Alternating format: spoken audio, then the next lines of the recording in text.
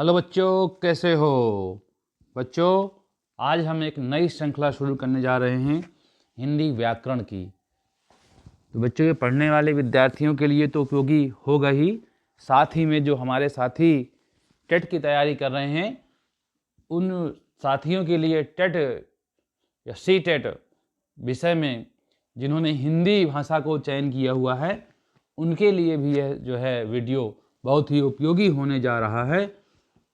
अतः जो है इस वीडियो की सारी वीडियो को अगर आप देखते हैं तो मेरा यह दावा है कि आप हिंदी में 30 में से 25 नंबर अवश्य ले आएंगे। चलिए बच्चों, शुरू करते हैं अपनी इस यात्रा को। तो ये बच्चों आज का हमारा पहला वीडियो है और नेक्स्ट वीडियो के लिए आप हमारे चैनल को सब्सक्राइब करें, लाइक करें, कमेंट करें, शेयर करें। बच्चों सब्सक्राइब कर लेंगे तो ये नेक्स्ट वीडियो आपको नेक्स्ट वीडियो का आपके पास लिंक आता रहेगा।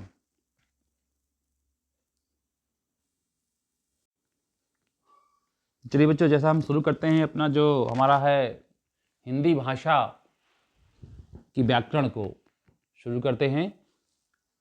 बच्चों, व्याकरण क्या है और भाषा क्या है, तो बच्चों हमारा इसी से संबंधित हमारा पहला जो पाठ है, एक श्रृंखला, एक क्रमबद्ध श्रृंखला है, उसका पहला जो वीडियो है, पहला पाठ है भाषा, बोली, लिपि और व्याकरण।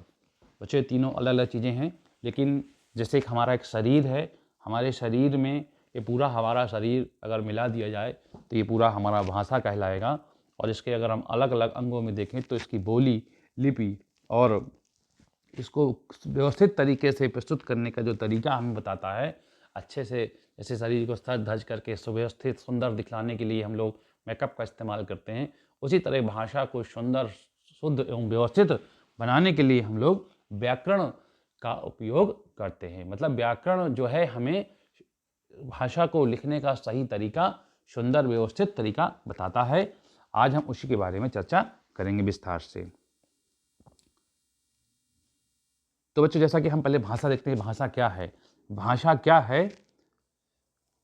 भाषा क्या है? भाषा को एक परिभाषा के रूप में अगर व्यक्त किया जाए तो किस प्रकार व्यक्त किया जा सकता है, यह भाषा की परिभाषा क्या हो सकती है, आज हम इसके बारे में पढ़ेंगे।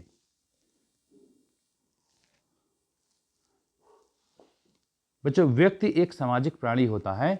वह विभिन्न रंगों से अपने भाव एवं विचारों को व्यक्त करता है। व्यक्ति क्या है? समाज में रहता है, इसलिए सामाजिक प्राणी है और विभिन्न रंगों से अपने भाव और विचारों को व्यक्त करता है। जैसे कभी लाल रंग क्रोध का रंग होता है ना बच्चों, और सफ़ेद रंग शांति का रंग होता है। इसी प्रकार जो है हरा रंग जो है समृद्धि का हो गया, हरियाली का हो गया, और केसरिया रंग क्या होता है? समृद्धि का होता है। तो उसी प्रकार जो है वह अपने भाव एवं विचारों को प्रकट करने के लिए प्रायः संकेतों और ध्वनियों एवं चिन्हों आदि माध्यमों का सहारा लेता है। अतः हम कह सकते हैं, क्या कह सकते हैं बच्चों? हम भाषा की एक परिभाषा में अगर बांधना चाहें तो भाषा को हम परिभाषित कर सकते हैं कुछ इस प्रकार कि भाषा वह माध्यम है जिसके द्वारा व्यक्ति अपने भाव या विचारों को लिखकर या बोलकर प्रकट करता है। तो क्या हुआ बच्चों भाषा की परिभाषा? भाषा की परिभाषा ये हुई कि भाषा वह माध्यम है जिसके द्वारा व्यक्ति अपने भाव या विचारों को लिखकर या बोलकर प्रकट करता है। ये बच्चों सरल शब्दों में हमारी भाषा की परिभाषा हो गई। अब बच्चों देखते हैं भाषा के दो रूप होते हैं। कितने रूप होते हैं बच्चों? भाषा के दो रूप होते हैं, पहला लिखित और मौखिक। मौखिक और लिखित, ठीक है। तो मौखिक के बारे में पहले चर्चा करते हैं। मौखिक भाषा, जैसा कि मौखिक हम लोग सब परिचित हैं सबसे कि मौखिक भाषा वह रूप है जो मुख से बोला जाए और कान से सुना जाए। सामान्य बोलचाल की भाषा को मौखिक भाषा कहते हैं। अब भाषा का दूसरा रूप बच्चों है लिखित भाषा। भाषा को जब लिपि की सहायता से लिखा जाए, पढ़ा जाए तो भाषा का यह रूप लिखित भाषा कहलाता है। मतलब भाषा को जब हम लिपि की सहायता से, ध्यान दीजिएगा, लिपि की सहायता से, जब हम एक निश्चित लिपि की सहायता से लिखते हैं, उसे पढ़ा जाए तो उसे हम भाषा का लिखित रूप कहते हैं, उसे हम लिखित भाषा कहते हैं। अब बच्चों हम जानते हैं लिपि क्या होती है, क्योंकि भाषा को हम किसकी सहायता से लिखते हैं, भाषा को हम लिपि की सहायता से ही लिखते हैं। जैसे बच्चों आपने देखा होगा कि कई तरह की लिपियाँ होती है, अंग्रेजी की भाषा की लिपि अलग होती है, लेकिन अर्थ देखा जाए तो सबका भाव एक ही होता है। हिंदी में भी हमको वही कहना है कि मुझे पानी दो, वो भी कह रहा है कि मुझे पानी दो, वो भी तमिल वाला भी कह रहा है मुझे पानी दो। सबका भाव, आदेश, संकेत एक ही है, लेकिन सबके लिखने का तरीका अलग है। मतलब क्यों अलग है, क्योंकि हर भाषा की लिपि अलग अलग होती है। तो लिपि के बारे में बच्चों लोग पढ़ेंगे, लिपि क्या होती है, लिपि क्या होती है। तो मौखिक ध्वनियों को लिखकर प्रकट करने के लिए निश्चित किए गए प्रतीक चिन्हों के सुव्यवस्थित रूप को लिपि कहते हैं। मतलब भाषा को लिखने के लिए कुछ चिन्ह निश्चित कर दिए गए, कुछ प्रतीक निश्चित कर दिए गए, उन चिन्हों के व्यवस्थित रूप को या सुव्यवस्थित रूप को हम लिपि कहते हैं। लिपि भाषा की आत्मा को, लिपि जो है क्या करती है, देखिए ध्यान दीजिए बच्चों, लिपि मौखिक भाषा की आत्मा को शरीर प्रदान करने का कार्य करती है। भाषा को लिपि ज्ञान की बारीकियों पर विशेष ध्यान देने की जरूरत होती है। प्रत्येक भाषा की अपनी लिपि होती है। संसार में अनेक भाषाएं और उनकी अनेक लिपियां हैं। यहाँ बच्चों हम जो है कुछ भाषाओं की लिपियों को संदर्भ में देखेंगे, जैसे संस्कृत, हिंदी, मराठी और नेपाली के लिए बच्चों क्या है, देवनागरी, जैसे हम लोग लिखते हैं का, खा, गा, घ, अंग, ये हमारी देवनागरी लिपि में आता है। पंजाबी भाषा के लिए कौन सी है, गुरमुखी। कौन सी है, गुरमुखी। उर्दू भाषा की लिपि कौन सी है, फारसी। कौन सी जो, उर्दू की लिपि क्या है, फारसी। अंग्रेज, फ्रेंच, जर्मन भाषा की लिपि क्या है, रोमन। रूसी भाषा की लिपि क्या है बच्चों, रूसी। क्या है, रूसी। बच्चों ध्यान दीजिएगा, अभी इससे लास्ट में आपसे प्रश्न पूछे जाएंगे जिनके उत्तर आप लोग कमेंट बॉक्स में देख करके बताएंगे। इसलिए अरबी और फारसी भाषा की लिपि फारसी है। देवनागरी लिपि हमेशा बाईं से दाएं की ओर लिखी जाती है। देखिए बच्चों हम लोग लिख रहे हैं ना, ये जो हमने ये वीडियो जो हमारा चल रहा है, ये कौन सी लिपि में चल रहा है, ये चल रहा है देवनागरी लिपि में। हम लोग लिख कैसे रहे हैं, बाएं से दाएं की ओर। लेकिन फारसी लिपि इसका अपवाद है बच्चों, फारसी लिपि इसका अपवाद है। वह दाएं से वो ऐसे लिखी जाती है। कैसे बच्चों, ऐसे लिखी जाती है, ऐसे। तो फारसी लिपि इसका अपवाद है।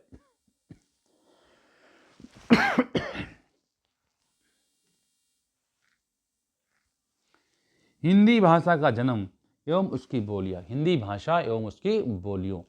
हिंदी भाषा का जन्म बच्चों किस भाषा से हुआ, संस्कृत भाषा से। इसीलिए संस्कृत जो है सभी भाषाओं की जननी कही जाती है। हिंदी भाषा पर केवल संस्कृत का ही नहीं, अपितु उर्दू, अरबी, फारसी, पुर्तगाली, अंग्रेजी और दूसरी कई भाषाओं की थोड़ी बहुत छाप पड़ी। उसका कारण ये रहा कि बच्चों हमारे देश में समय समय पर विभिन्न भाषाओं के लोगों का राज रहा, इसलिए हिंदी में उसका प्रभाव पड़ा। हिंदी भारत यूरोपीय भाषा की परिवार है। हिंदी जो है भारत यूरोपीय भाषा परिवार की भाषा है। जैसे बच्चों अंग्रेजी जो है फ्रेंच, जर्मन, रूसी और अरबी, फारसी भी उसी भाषा की यूरोपीय भाषा परिवार की भाषाएं हैं। भारत में द्रविड़ परिवार की भाषाएं तेलुगु, मलयालम और कन्नड़ हैं। तेलुगु, मलयालम, कन्नड़। हिंदी भाषा का महत्व। हिंदी भाषा का बच्चों क्या महत्व है, 14 सितंबर 1949, इस तारीख को बच्चों लिख लीजिए। 14 सितंबर 1949 को स्वाधीन भारत में हिंदी को राजभाषा का दर्जा दिया गया। क्या दिया गया बच्चों, राजभाषा का दर्जा दिया गया। किसको, हिंदी भाषा को 14 सितंबर 1949 को।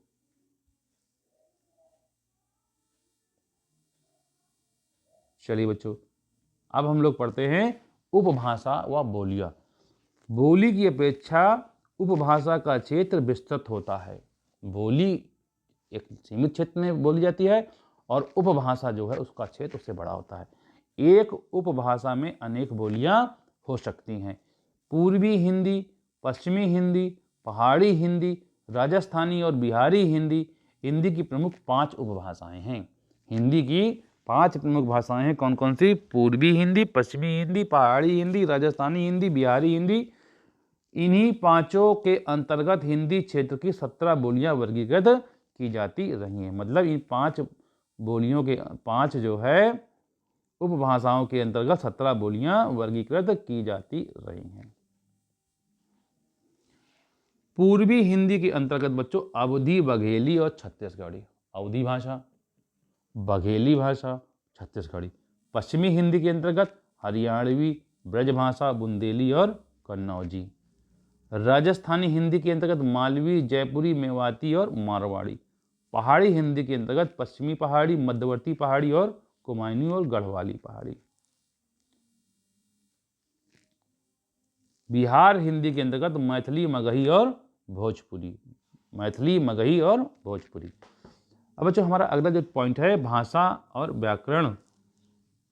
भाषा के व्यवस्थित रूप का ज्ञान कराने वाला शास्त्र व्याकरण कहलाता है। व्याकरण को पूछे क्या है, तो भाषा के व्यवस्थित ज्ञान कराने वाला व्याकरण कहलाता है। अगर इसको हम परिभाषा में बच्चों लिखना चाहें तो व्याकरण वह शास्त्र है जिसके द्वारा भाषा के अक्षरों, शब्दों और वाक्यों के शुद्ध स्वरूप का, शुद्ध प्रयोग का ज्ञान होता है। व्याकरण के बच्चों कुछ अंग होते हैं।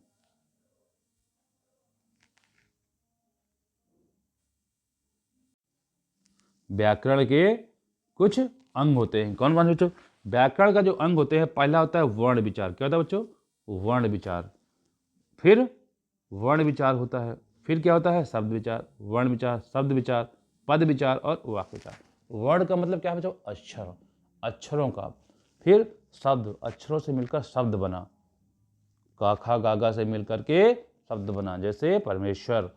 और फिर शब्दों से पद बना। पद कैसे? मतलब जैसे रमेश स्कूल जाता है, ये पूरा क्या हो गया? एक पद बन गया। क्या हो गया? पद। वाक्य, वाक्य मतलब पूरा सेंटेंस हो गया बच्चों। क्या हो गया? पूरा सेंटेंस। जैसे महाभारत की लड़ाई में कौरवों और पांडवों के बीच भयानक युद्ध हुआ। चलिए बच्चों एक एक का हम लोग जो है चर्चा करते हैं, एक एक पॉइंट पे। वर्ण विचार क्या है? इसमें अक्षरों या वर्णों के भेद, उच्चारण व उनके संयोजन पर विचार किया जाता है। किसका विचार किया जाता है बच्चों? अभी हम लोग संक्षिप्त में पढ़ते हैं, बाद में ये पूरा एक एक चैप्टर के रूप में आएगा। जो हमारा नेक्स्ट चैप्टर होने जा रहा है उसमें हम सिर्फ वर्ण विचार के बारे में ही अध्ययन करेंगे विस्तार से। तो वर्ण विचार में क्या करते हैं इसमें बच्चों? हम अक्षरों का, का खा गागा, वर्णों का के भेद, अक्षरों या वर्णों के भेद, उच्चारण, लेखन, उनके संयोजन पर विचार किया जाता है। शब्द विचार क्या है? शब्दों की उत्पत्ति, उनके भेद व रूपांतरण व रचना पर विचार किया जाता है। पद विचार क्या है? पदों के भेद, पदबंध आदि पर विचार किया जाता है। अब बच्चों हम लोग आते हैं वाक्य विचार पर। इसमें वाक्य संरचना, वाक्य भेद, रूपांतरण एवं विराम चिन्हों पर विचार किया जाता है। शब्द, पद और वाक्य बच्चों, इस शब्द भी हैं व्याकरण में। शब्द, पद,